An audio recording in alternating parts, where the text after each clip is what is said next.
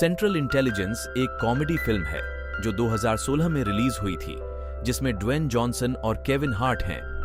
Kelvin joiner, Kevin Hart, जो एक पूर्व हाई स्कूल के खेल के स्टार होते थे, लेकिन अब अकाउंटेंट के रूप में अपने जीवन से असंतुष्ट महसूस करते हैं। एक दिन कैल्विन अपने पुराने classmate Bob Stone, Dwayne Johnson से मिलते हैं, जो हाई स्कूल में अपने वजन के कारण बुली किया जाता था, लेकिन अब वह एक CIA एजेंट बन गया है।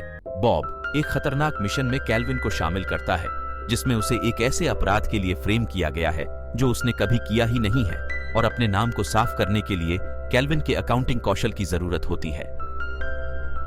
The big screen presents central intelligence. 1996 में star athlete Calvin the golden jet Joyner को उनके हाई स्कूल में सम्मानित किया गया था। उनके भाषण के आधे रास्ते में ट्रेवर ओल्सन के नेतृत्व में गुंडों के एक समूह ने रुग्ण रूप से मोटे बेवकूफ रॉबी वेयरडिच, जो शॉवर ले रहा था और लॉकर रूम में एक रेडियो गाने पर खुशी से नृत्य कर रहा था, को स्कूल असेंबली के बीच में नग्न अवस्था में फेंक देते हैं। जॉयनर और उसकी प्रेमिका मैगी जॉनसन को छोड़कर हर कोई हंसने लगता है, जो वेयरडिच के प्रति सहानुभूति रखने वाले एकमात्र व्यक्ति हैं। जॉयनर अपनी वर्सिटी जैकेट रॉबी वेयरडिच को देता है। फिर वह जॉयनर को धन्यवाद देता है और शर्मिंदगी से भाग जाता है। 20 साल बाद देखते हैं जॉयनर ने मैगी से शादी कर ली और फॉरेंसिक अकाउंटेंट के रूप में काम करता है, लेकिन अपने करियर से असंतुष्ट है। जॉयनर की पत्नी सुझाव देती है कि वे अपनी बिगड़ती शादी को बचाने के लिए एक चिकित्सक से मिले। उसी समय काम के दौरान जॉयनर को फेसबुक पर बॉब स्टोन से एक फ्रेंड रिक्वेस्ट प्राप्त होती है। बॉब स्टोन और कोई नहीं, रॉबी वेयरडिच होता है, जो उसे एक बार मिलने के लिए आमंत्रित करता है। फिर जॉयनर बॉब से मिलने जाता है।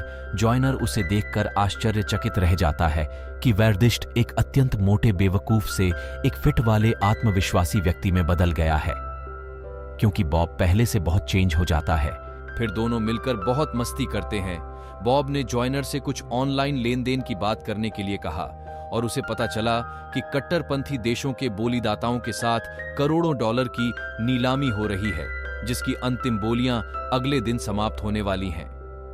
बॉब जॉयनर के सवालों से बचता है और अपने सोफे पर सो जाता है।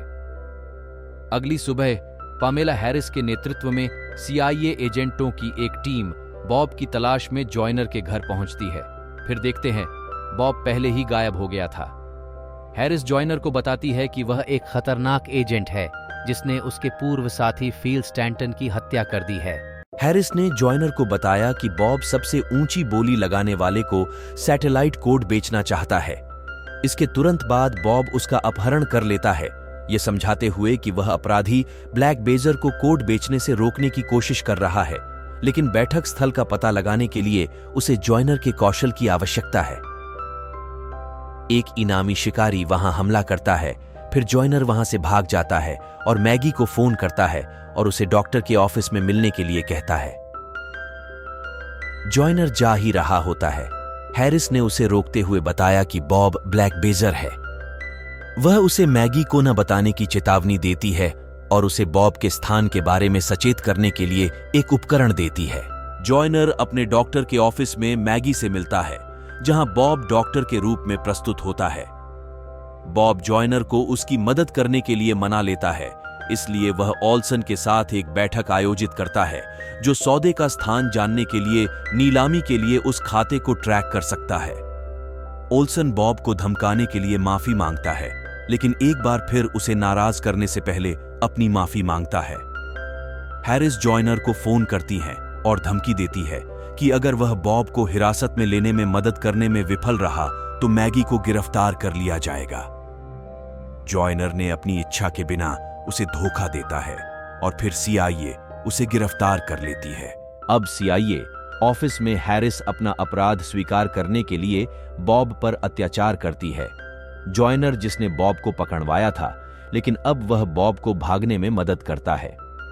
जॉयनर को पता चलता है कि सौदा बोस्टन के भूमिगत पार्किंग गैरेज में हो रहा है और वह बॉब को विमान चुराने में मदद करता है।